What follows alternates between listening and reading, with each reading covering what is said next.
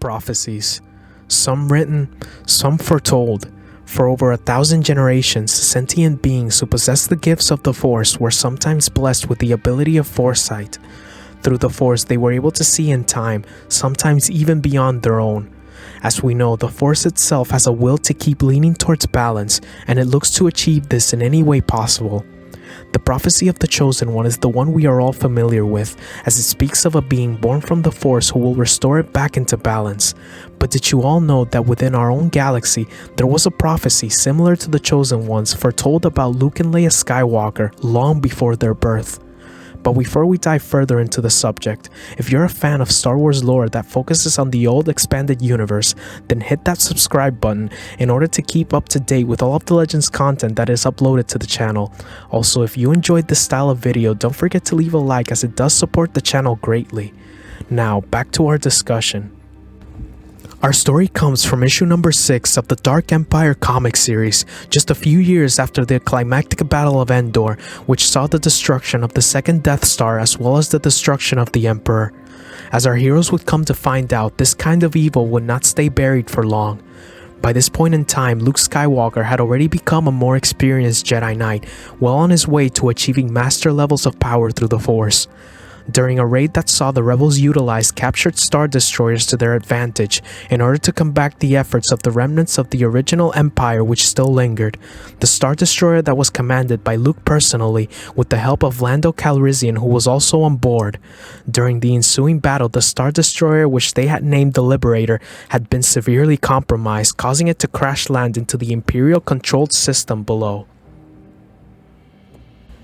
It would not be long before his sister Leia, along with her husband Han Solo and the Wookiee Chewbacca, would race to the planet below on board the Millennium Falcon to not only Luke's rescue, but to also aid the rebels that had crash-landed on the planet, which faced an all-out assault from the Empire.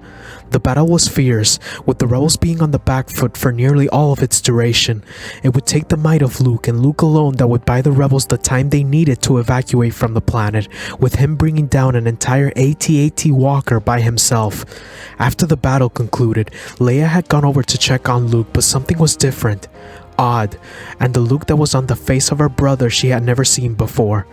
Luke went on to tell Leia and his friends that there was a disturbance in the Force, in the form of an energy storm that urged Luke to stay and investigate, all while sending the rest of his friends away, perhaps out of harm's way for what was to come. This was a dark chapter in Luke's life indeed.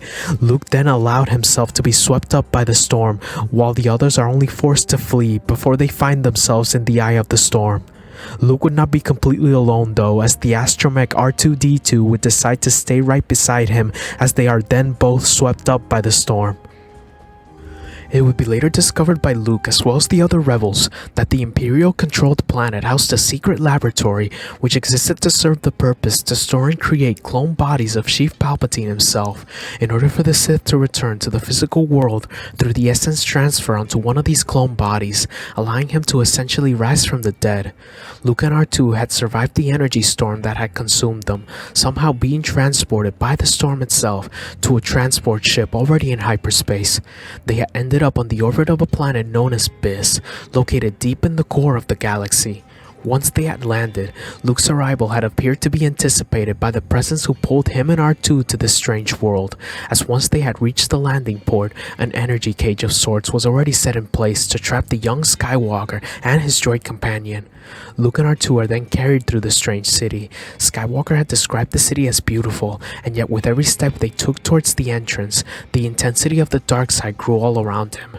Luke and R2 are then brought to a stop as they reach the entrance of what once seemed to be a great citadel for the Empire. Feeling the dark side's intensity getting stronger the closer they got to the citadel entrance, he was certain that the origin of the sinister presence was near and was waiting for him. As he makes his way through the citadel, Luke and R2 are then met by a few cloaked figures, all of them armed and surrounding him. Skywalker dispatches them quickly though, with it becoming clear in the story that Luke has not seemed to mind to call upon his more intense emotions to dispatch the beings blocking his path. The sentients then leave him and R2 to go about their journey, with the cloaked figures who could be seen laughing amongst themselves, believing that the young Skywalker was already doomed. Skywalker had finally reached the throne room, the source of the intense darkness that plagued the city. Emperor Palpatine had revealed himself to Luke as he was at the time of his death during the Battle of Endor, though not at his full strength, as this clone body had already begun to fail due to Palpatine's decades of heavy immersion in the dark side. In his hubris, he had revealed to Skywalker his secret to eternal life. Luke's headstrong nature had goaded him into handling this threat alone. He did not wish for his friends to share the destiny of what he was about to endure, especially not his sister. In order to get close to Palpatine, to learn of a hidden weakness found within his secrets, he had to know what it was like to touch the dark side, to know the path his own father had walked years before. One might say that to defeat an enemy, one must know them. And that could have been Luke's thought process as he proceeded to bend the knee before Palpatine's decrepit clone, submitting to the dark side and pledging himself as his new apprentice. This event had caused a massive shift in the Force, strong enough to touch the mind of even Leia Skywalker halfway across the galaxy. She was instantly filled with regret. Why had she listened to him? Her husband Han was nearby to comfort her fears, but to no avail.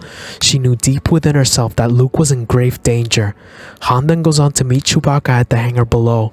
He then tells Chewie to fuel up the Falcon after he has fixed the flux stabilizer, to which then Han goes on to say that they've got a date with the dark side.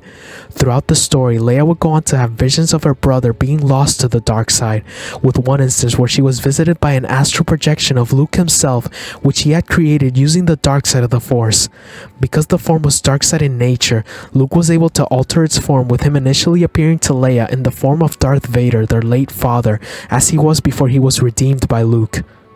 Luke had then altered the projection to look like his physical self in order to urge Leia not to go after him, telling her that destiny has forced him to walk the path that their own father Anakin had walked all those years ago.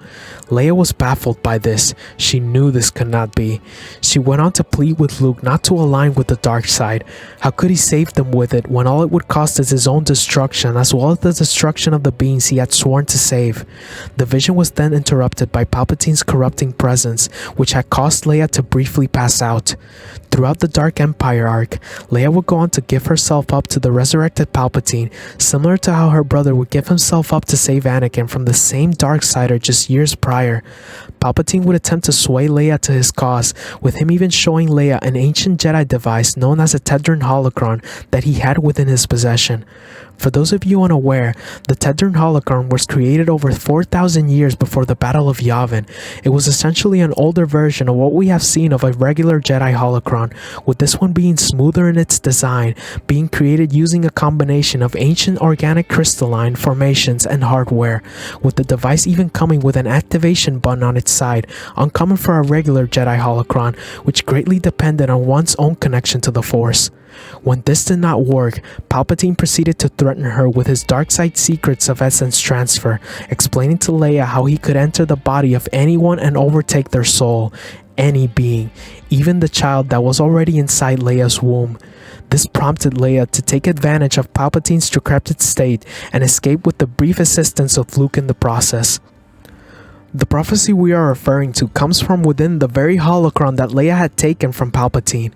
Being able to open the ancient device through her connection to the Force, as well as the activation button on the side, it is revealed that this holocron had once belonged to the Jedi Master known as Bodo Bass, who had lived around 600 BBY.